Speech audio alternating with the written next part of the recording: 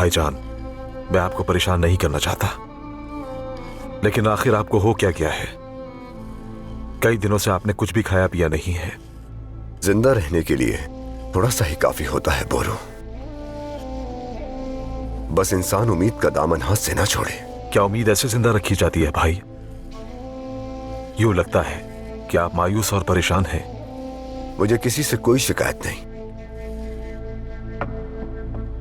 लेकिन कहने को भी अब कुछ बाकी नहीं। तो फिर ये सब कब तक ऐसे चलेगा? पहले जैसे क्यों नहीं हो जाते? गुजरा हुआ वक्त लौटता नहीं बोलो, वही खुद को दोहराती नहीं। यही जिंदगी का कानून है, क्योंकि जो होना है वो होकर रहेगा। महीने गुजर चुके लेकिन कुछ भी नहीं हुआ। सरदारों और सिपा सलारों के हौसले टूट रहे हैं। वो आपको अपने दरमियान देखना चाहते हैं, मगर आप नहीं हैं। हर शख्स को अपनी रूह अपने ही दिल में तलाश करनी होगी। जो दूसरों पर तकिया करते हैं वो पीछे रह जाते हैं। मेरी रूह और उम्मीद अभी सलामत है, अल्हम्दुलिल्लाह। मेरा काम मुकम्मल होने वाला है, अब वक्त ज्यादा नहीं रहा। और मुकम्मल हो जाने के बाद क्या ये मेंबर सब कुछ हल कर देगा?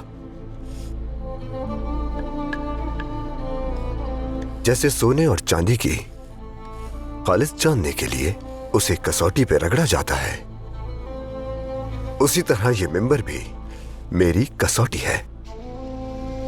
और बहुत जल्द ये वाज़ेह हो जाएगा कि इस मकसद से किसका अहद लड़खड़ा रहा है।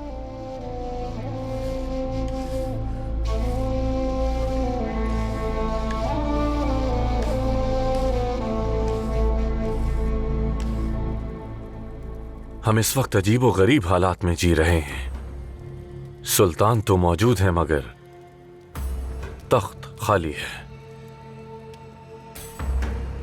मिंबर एक बहाना है। लकड़ी की कारगा सुल्तान की पनाहगाह बन चुकी है। ये खलवत का वक्त नहीं है गोकबरो, हम खतरे के दहाने पर हैं। हज के काफिले पहले ही रवाना हो चुके हैं। मैं अब तक ये बात कबूल नहीं कर पाया कि शोबक कला हमने उनके हवाले कर दिया। कुफ्फार ने हज के रास्ते की शहरक पर कब्जा जमा लिया है। ये नाकाबिले यकीन है। हमें कुछ करना होगा काजी फाजिल। सुल्तान नहीं करते तो आपको उनके नायब की हैसियत से एहतियाती इक़दाम करने होंगे।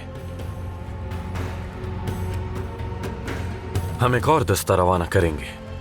कम से कम वो काफिलों की हिफाजत की जिम्मेदारी शोबक को अबूर करने के बाद संभाल लेंगे। और अगर शोबक में किसी खतरे का एहसास हुआ तो वो बेझिझक अपनी तलवारें निकाल लेंगे।